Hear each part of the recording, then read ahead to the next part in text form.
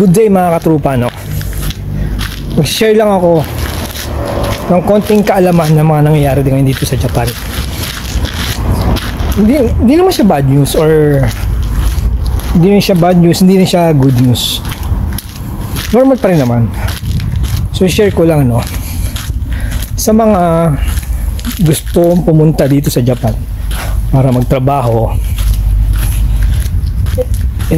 Wag po tayo mag-expect na yung sahod dito ganun pa din tulad nung dati na ang isang lapad ay pumapalo ng 4,900 or 4,900 pesos.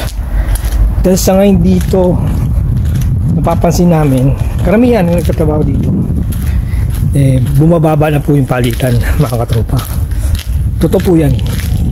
Kung dating year 2018, tanda ko, nung dumating kami dito, nasa halagang 4,800, 4,700, 4,900 yung palitan. So lumalabas na ang isang lapad is 4,900. Kasi nga 4,800 yung palitan. So sa 10 lapad, pumapalo siya ng 48,000 pesos or 49,000 pesos. Ganoon ang mga palitan. So ngayon, ang palitan na lang ay sobrang baba, mga katrupa. Totoo lang. Nasa ano na lang ngayon? Nasa 38,000.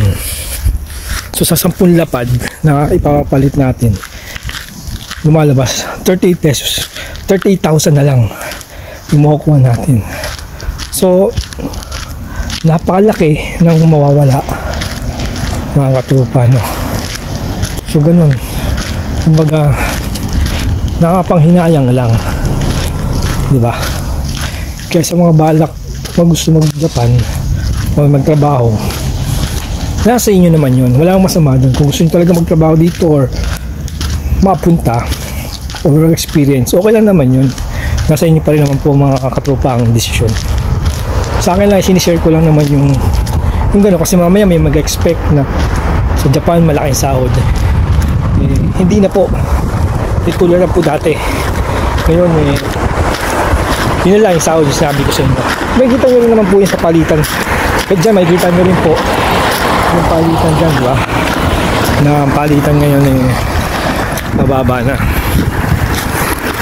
Hindi tulad ng mga dating 2018. Yan, matataas pa yan Ito pagpalo ng 2022, after ng pandemic, yun, gano'n na nangyari. Kala namin dahil sa pandemic na yun, kaso hindi talagang sumagad siya hanggang 37. Pumalo pa ng last. Itong last na padala ko, 37 pesos yun yung one yan So nakaka-stress lang, di ba? Expected na malaki, bumaba pala. Kaya sa mga mag-Japan dyan, nasa inyo na po kung tutuloy nyo pa po or ano. Pero walang problema po kung ituloy nyo man, dahil yung trabaho ganun pa rin naman po yung trabaho. Safe pa rin po dito, maganda magtrabaho, malinis, maganda pa rin ng Japan. Yung nga lang, pag-usapan yung sa salary nga, dito mataas kasi yen, mataas yung pero pag i-convert natin siya sa Pilipinas yung pera, hindi siya ganun kalaki, mga katrupa, no?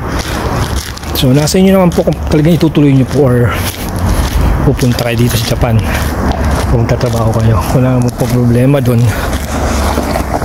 At ang isa pa, meron naman Korea, meron din naman New Zealand or Canada.